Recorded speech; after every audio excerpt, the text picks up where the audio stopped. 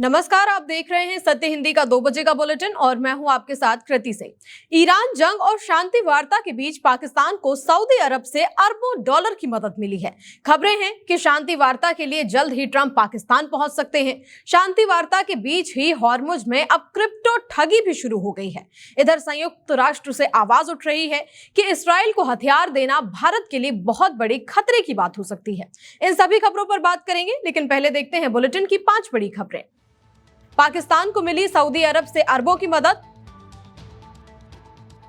Report में दावा, Iran जंग की इस्लामाबाद वार्ता में ट्रंप भी रहेंगे मौजूद। हंगरी के नए पीएम magyar की चेतावनी, नेतन्याहू इधर आए तो होंगे गिरफ्तार। हॉर्मुज में जारी क्रिप्टो फिरौती का खेल, फर्जी मैसेज से की जा रही वसूली। कोलकाता में चुनावी बवाल, बीजेपी टीएमसी में भिड़ंत, 9 लोग गिरफ्तार।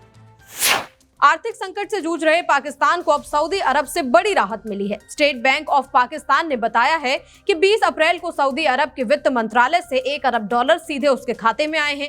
ये रकम उस बड़े समझौते का हिस्सा है जिसमें सऊदी अरब ने कुल 3 अरब डॉलर देने का वादा किया था। इससे पहले 15 अप्रैल को 2 अरब डॉलर की पहली किश्त भी पाकिस्तान को मिल चुकी है, यानी अब तक पूरे 3 अरब डॉलर पाकिस्तान को मिल गए हैं। असल में पाकिस्तान के विदेशी मुद्रा भंडार पर काफी दबाव चल रहा था। डॉलर की कमी से इकोनॉमी हिलने लगी थी। ऐसे में सऊदी की ये मदद पाकिस्तान के लिए लाइफलाइन बनकर आई है। इतना ही नहीं, सऊदी अरब ने पाकिस्तान के लिए अपनी 5 अरब डॉलर की जमा सुविधा को 3 साल के लिए बढ़ा दिया है और अलग से 3 अरब डॉलर देने का भरोसा भी दिया है। अमेरिका के राष्ट्रपति ट्रंप इस हफ्ते पाकिस्तान की राजधानी इस्लामाबाद में होने वाली अमेरिका ईरान शांति वार्ता में शामिल हो सकते हैं, चाहे आमने सामने या फिर वर्चुअली। इतना ही नहीं, अगर डील होती है तो ट्रंप उस समझौते पर साइन करने वालों में भी शामिल हो सकते हैं। रॉयटर्स की रिपोर्ट के मुताबिक बातचीत तेजी से आगे बढ़ रही है और बुधवार को ये अहम बैठक होने वाली है। इस अहम बातचीत से पहले माहौल बेहद गर्म है क्योंकि सीज फायर की डेडलाइन भी सिर पर है। इसी बीच अमेरिका के उपराष्ट्रपति जेडी वेंस भी मंगलवार को पाकिस्तान पहुंचने वाले हैं। हालांकि सवाल अभी भी वही है कि क्या ईरान इस बातचीत में शामिल होगा और क्या आखिरी वक्त में कोई बड़ा ट्विस्ट आएगा। दुनिया की नजर इस वक्त पाकिस्तान पर टिकी हुई है। अमेरिका के राष्ट्रपति ट्रंप ने दावा किया है कि ऑपरेशन मिडनाइट हैमर के तहत ईरान के न्यूक्लियर ठिकानों को पूरी तरह तबाह कर दिया गया है। ट्रंप के मुताबिक ये हमला इतना बड़ा और असरदार था कि उन ठिकानों को फिर से निकालना या दोबारा खड़ा करना बेहद लंबा और मुश्किल काम होगा। ट्रंप ने इसके साथ ही अमेरिकी मीडिया पर भी जोरदार हमला बोला। उन्होंने खास तौर पर CNN को निशाने पर लेते हुए कहा कि ये चैनल और बाकी भ्रष्ट मीडिया हमारे पायलट्स को उनका हक का क्रेडिट नहीं देते। ट्रंप ने कहा कि ये मीडिया हमेशा अमेरिकी सेना के पराक्रम को छोटा दिखाने की कोशिश करता है और उन्होंने ऐसे मीडिया प्लेटफॉर्म्स को लूजर तक कह दिया। व्हाइट हाउस का कहना है कि अमेरिका और ईरान एक ऐतिहासिक शांति समझौते के बेहद करीब पहुंच चुके हैं।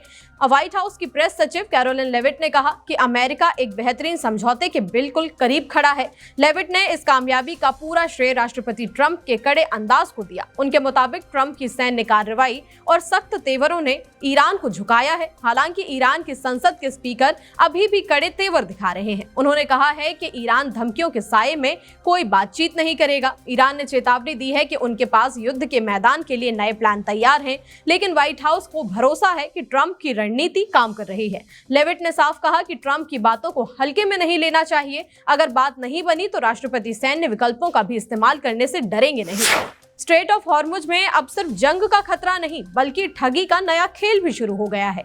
ग्रीस की समुद्री सुरक्षा कंपनी मारिस्क ने बड़ा खुलासा किया है कि कुछ अज्ञात लोग खुद को ईरानी अधिकारी बताकर शिपिंग कंपनियों को मैसेज भेज रहे हैं। इन मैसेज में कहा जा रहा है कि अगर हॉर्मुज से सुरक्षित निकलना है तो क्रिप्टो करेंसी में फीस दो। लेकिन मारिस्क ने साफ कहा कि ये पूरी तरह स्कैम है, इसका ईरान से कोई लेना देना नहीं है। चौंकाने वाली बात यह है कि एक जहाज जिसने इन मैसेज के बाद भी रास्ता बदलने की कोशिश की, वो गन फायर का शिकार हो गया। यानी ठगी का ये खेल अब जानलेवा भी बनता जा रहा है। उधर हालात पहले से ही खराब हैं। ईरान और अमेरिका की नाकेबंदी के बीच सैकड़ों जहाज और करीब 20,000 नाविक खाड़ी में फंसे हुए हैं, ना आगे बढ़ पा रहे हैं और ना ही पीछे लौट पा रहे हैं।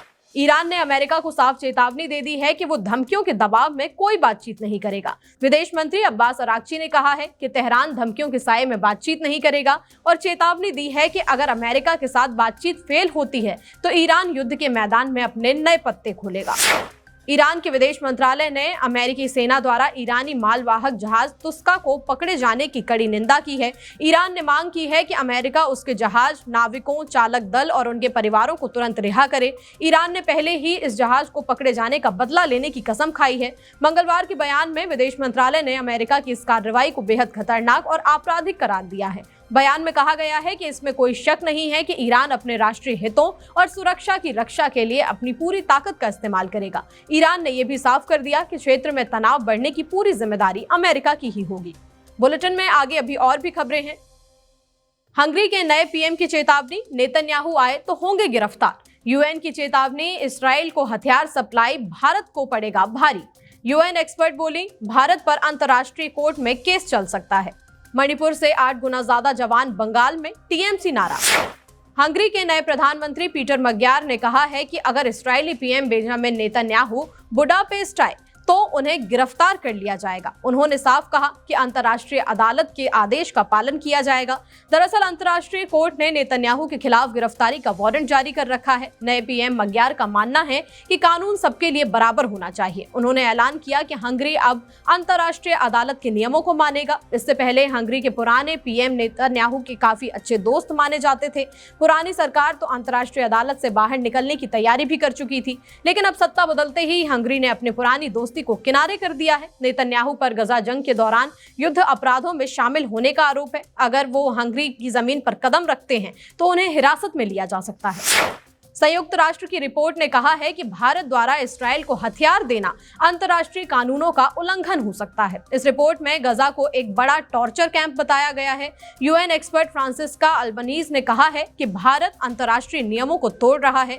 भारत ने जंग के बीच इस्राएल को रॉकेट और विस्फोटक भेजे हैं। एक्सपर्ट के मुताबिक ये कदम भारत को कानूनी मुश्किल में डाल सकता है। इस्राएल में हजारों फिलिस्तीनियों को बिना किसी जुर्म के कैद किया गया है। वहां बच्चों और बुजुर्गों के साथ जेलों में अमानवीय बर्ताव हो रहा है। अल्बनीज ने चेतावनी दी है कि सहयोगी देशों को भी जिम्मेदारी तय होगी। भारत का इतिहास उपनिवेशवाद के खिलाफ लड़ने का रहा है, लेकिन अब भारत अपने पुराने सिद्धांतों के विपरीत खड़ा नजर आता है। हथियारों की सप्लाई करना सीधे तौर पर युद्ध अपराधों में शामिल होना है। कोर्ट के इन फैसलों के खिलाफ भारत सरकार को जवाब देना पड़ सकता है। दुनिया देख रही है कि भारत इस संकट में क्या रुख अपनाता है। आम जनता की सहानुभूति फिलिस्तीन के साथ है, पर नीतियां अलग हैं। अब भारत को अपनी नैतिक और कानूनी जिम्मेदारी समझनी होगी।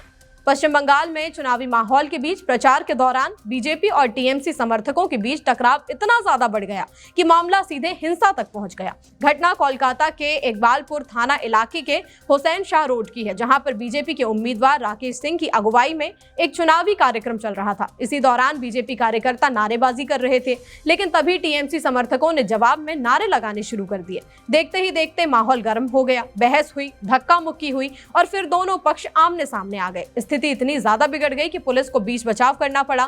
कोलकाता पुलिस के मुताबिक इस झड़प के बाद कुल 9 लोगों को गिरफ्तार किया गया है, जिनमें से 5 बीजेपी और 4 टीएमसी के कार्यकर्ता हैं। टीएमसी नेता साकेत गोखले ने आरोप लगाया है कि केंद्र सरकार बंगाल के वोटरों को डराने के लिए भारी फोर्स का इस्तेमाल कर रही है।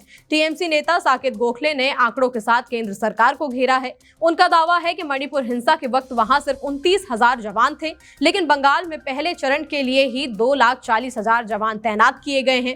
साकेत का कहना है कि बंगाल में मणिपुर से 8 गुना ज्यादा फोर्स भेजी गई है। आरोप है कि मणिपुर जल रहा है, लेकिन वहां से फोर्स हटाकर बंगाल भेज दी गई। सड़कों पर बख्तरबंद गाड़ियां और सैन्य हथियार देखकर लोग डरे हुए हैं। टीएमसी के मुताबिक ये सब वोटरों पर दबाव बनाने की एक साजिश है। साकेत गोखले ने कहा कि बीजेपी बंगाल को दिल्ली से कंट्रोल करना चाहती है। उन्होंने इसे बंगाल की जनता का अपमान और डराने की कोशिश बताया। ओडिशा में करीब 9,80,000 वोटरों के नाम चुनावी लिस्ट से हटा दिए गए हैं, जिस पर अब बहुत बड़ा विवाद खड़ा हो गया है। इतनी बड़ी संख्या में नाम कटने से राज्य में हड़कंप मच गया है। कई लोगों ने शिकायत की है कि वे जिंदा हैं, फिर भी नाम काट दिया गया। आरोप है कि अफसरों ने बिना घर आए ही नाम लिस्ट से हटा दिए। अब चुनाव आयोग ने इस मामले में कड़ी नाराजगी जाहिर की है। आयोग ने आदेश दिया है कि अब हर घर जाकर दोबारा वेरिफिकेशन होगा। बिना नोटिस और पक्की जांच के किसी का नाम हटाया नहीं जाएगा। करीब 2 लाख नए आवेदनों को भी अभी जांच के लिए रोक दिया गया है। अफसरों से कहा गया है कि वो हर एक नाम की बारीकी से जांच करें। अगर किसी की मौत हुई है तो परिवार से पूछना जरूरी होगा।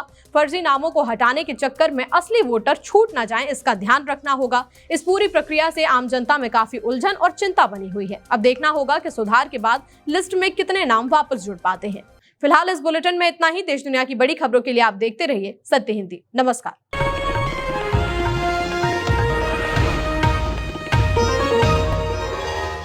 Copyright disclaimer under Section 107 of the Copyright Act 1976. Allowance is made for fair use for purposes such as criticism, comment, news reporting, scholarship, and research. Fair use is a use permitted by copyright statute that might otherwise be infringing.